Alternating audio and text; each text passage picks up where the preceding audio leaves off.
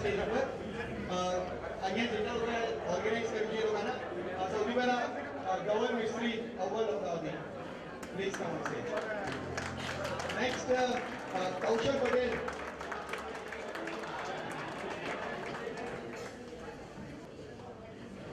દીપ માલવાનિયા,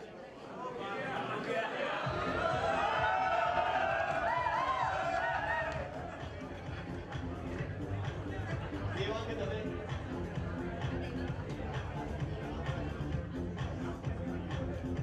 હિરેન મોદી, જય શંકર,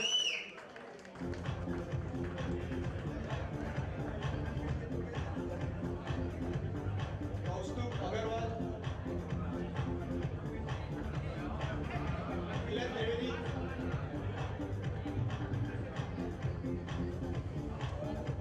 મિલન ચિંડાવ, નિમેશ કુમાર અને ચૈતન્ય પટેલ.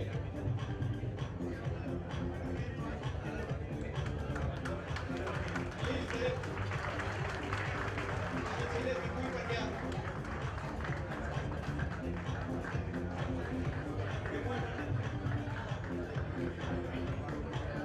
દરેક mask please પહેરી રાખે, દરેક માસ્ક પહેરી રાખે પ્લીઝ.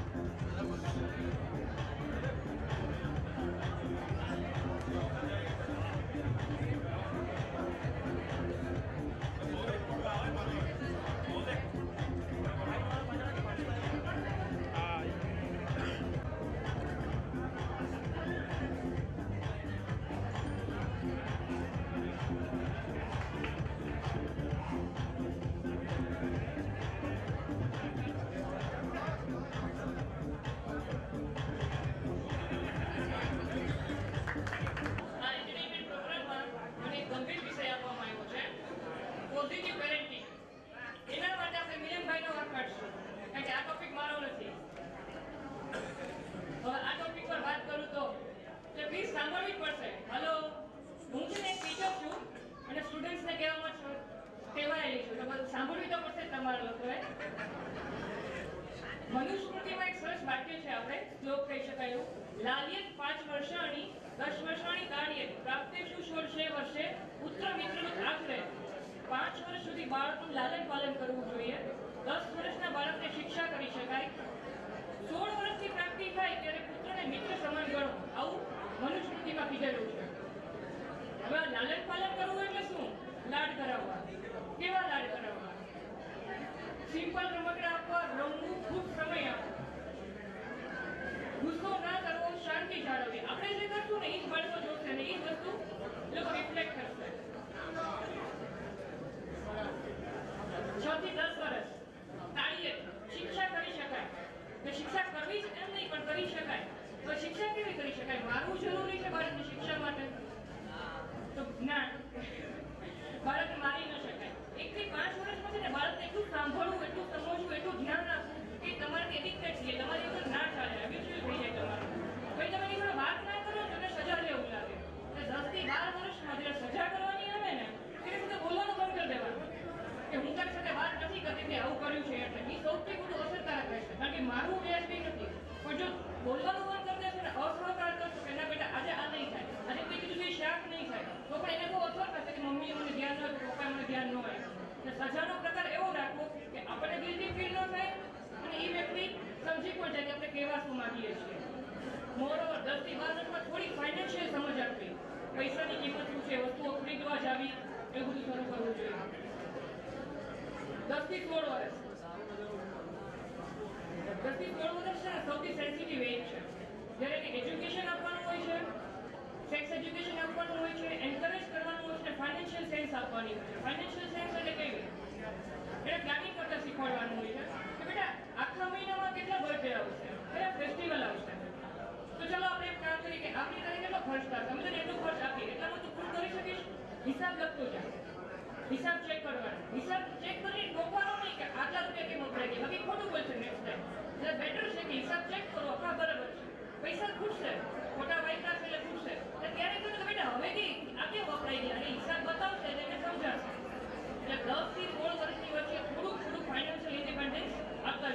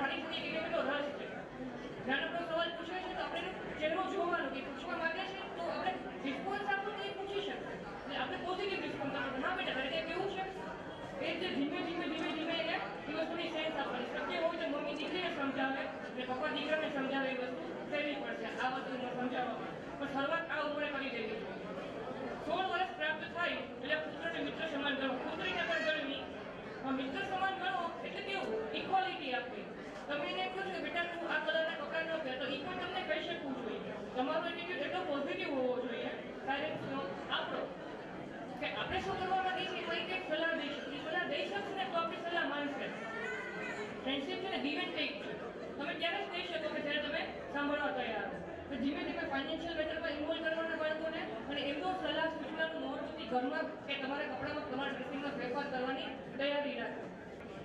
એક બહુ સરસ વાક્ય છે ને બાળકોને એન્કરેજ કરવા માટેનું. જીમ હોલોનો એક my father give me greatest gift that anyone can give to anyone. He believed in me. So have faith in your kids. Thank you.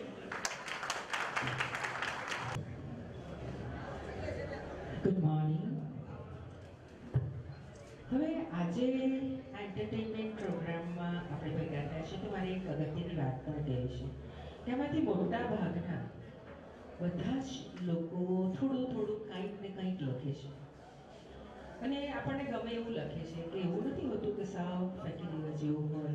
અને એમાંથી ઉદ્ભવેલા કવિઓમાંની હું એક પણ છું કે હું પહેલાં લખતી, પછી ગીતો ભજનો ને એવું બધું લખતી. પછી રાજુભાઈ કોટક અને પરેશ શાહે ગ્રુપ ચાલુ કર્યું હતું.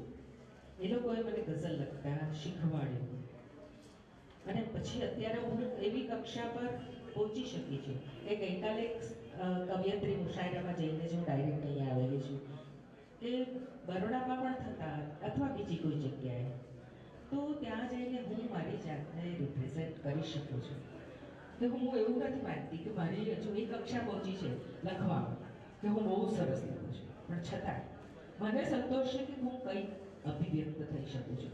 અને આમાંથી જે શીખી રહ્યા છે અથવા શીખવા માંગતા હોય છે એ લોકોએ પોતાની કક્ષાને હજુ ઉપર લઈ જવા માટે હું રિક્વેસ્ટ કરું છું કે એવું નથી કે તમે એક જોડાકણા જેવું લખી નાખો અને 10 લાઈક મળી જાય કે 40 કે 100 કે ગમે તેટલી લાઇક્સ મળી જાય તો ત્યાં અટકવાનું નથી.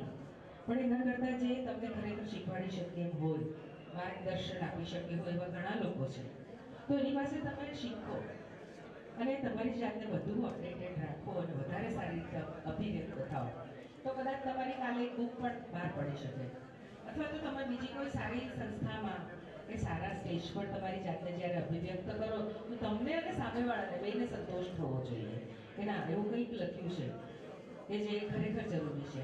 અને બીજો એક પ્રશ્ન કે શા માટે લખવું શેના માટે? આટલા બધા કવિઓ આટલા લેખકો લખી ગયા છે, હવે શું જરૂર છે એ વાંચીને બેસીએ તો? પણ ના, આપણી અંદર દરેક વ્યક્તિની અંદર એક સર્જક રહેલો કે જેને અભિવ્યક્ત થવું જ છે.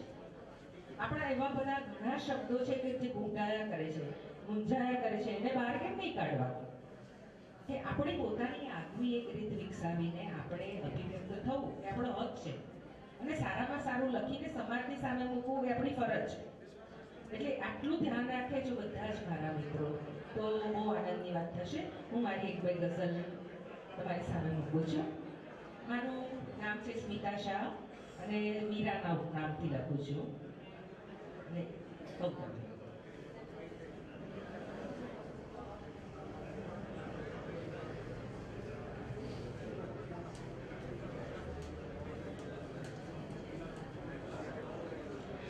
એક ગઝલ છે કે સ્વપ્ન તો કાયમ તૂટેલું હોય છે.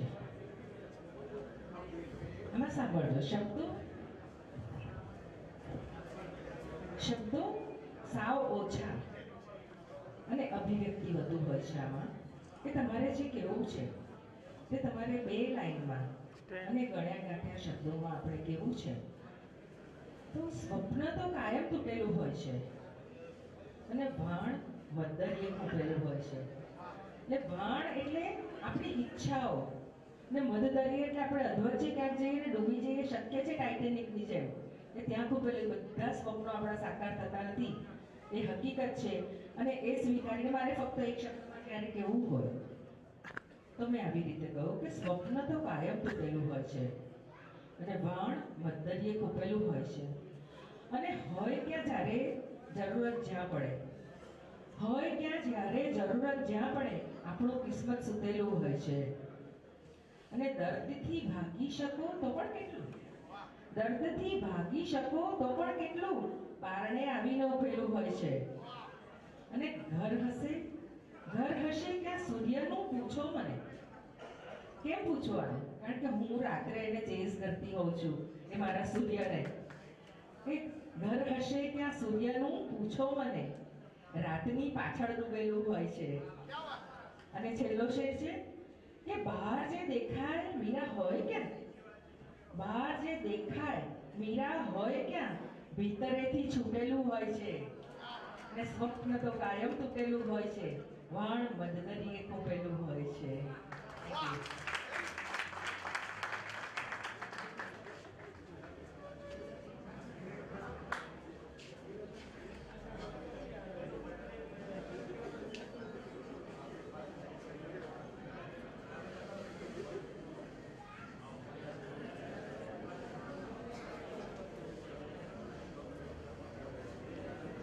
બીજી એક છે કે કોણ આ ભરખી ગયું આખું નગર, હું મૌન છું.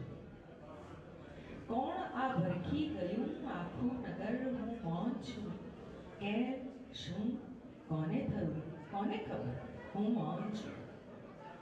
અને શબ્દ છૂટ્યા ક્ષુબ્ધ શાહી, શબ્દ છૂટ્યા ક્ષુબ્ધ શાહી, મૌન આ કાગળ ઝાંખા થયા. શબ્દ છૂટ્યા ક્ષુબ્ધ શાહી, મૌન આ કાગળ થયા. સાવ ઝાંખી હું જ બસ તારા વગર, હું મૌન છું. અને લોક પૂછે છે મને આ મૌનનું કારણ હવે, લોક પૂછે છે મને આ મૌનનું કારણ હવે. શું હશે કારણ તમે શોધો અગર હું મૌન છું. અને સાવ ઘૂંટણ ભેર ચાલી કરગરી છું કેટલું, સાવ ઘૂંટણ ભેર ચાલી કરગરી છું કેટલું, તોય પામી ના શકી મારું એ ઘર, હું મૌન છું. અને રોજ ફાડીને ગળું ઈશ્વર પટાવો છો તમે, રોજ ફાડીને ગળું ઈશ્વર પટાવો છો તમે. એ જ અંતે આપશે સૌને ખબર, હું મૌન છું. અને સાવ ધગધગતા કપાળે સ્પર્શ આ કોનો થયો, સાવ ધગધગતા કપાળે સ્પર્શ આ કોનો થયો. છેક ભીતરે શાંત છું અટકી સફર, હું મૌન છું. અને છેલ્લો શેર છે કે એક ક્ષણ એવી મળે તું હો ને છેલ્લો શ્વાસ હો, એક ક્ષણ એવી મળે તું હો અને છેલ્લો શ્વાસ હો. અંતમાં તારા ખભે ઢાળીને સર, હું મૌન છું. કોણ આ ભરખી ગયું આખું નગર, હું મૌન છું. કેમ, શું, કોને થયું, કોને ખબર, હું મૌન છું. Thank you very much. Thank you. નમસ્કાર. બહેનો થોડી ઓછી છે ભાઈઓ કરતાં, અને નવી પેઢીના ખાસ તો અમારા વિદ્યાર્થીઓ કહેવાય એવા ફેસબુકના ફ્રેન્ડ્સ અને મનહરભાઈ જમીલે જે શબ્દ આપેલો, આજે બધા ફેસબુકિયાઓ અહીં ભેગા થયા છે. આપ સૌને નમસ્તે, અભિવાદન કરું છું અને આભાર પણ માનું છું એક રીતે કે મારું નામ છે દ્રષ્ટિ પટેલ. આમ તો હું પત્રકારાત્મક ભણાવું છું, એટલે અહીં જે આવી છે બધી બહેનો મોરલેસ મેમ છે. કારણ જે ભાઈએ વિષય આપ્યો છે સાહિત્યનું પ્રદાન, પણ હું માનું છું જે બધા ફેસબુક ઉપર ગુજરાતીમાં લખે છે તો ગુજરાતી સાહિત્યના એક કે બીજી રીતે પરિચયમાં છે, એમને ગમે છે અને એમને પણ પોતે જે કહેવું છે એ સારી રીતે મૂકતા હવે ધીરે ધીરે આવડી રહ્યું છે.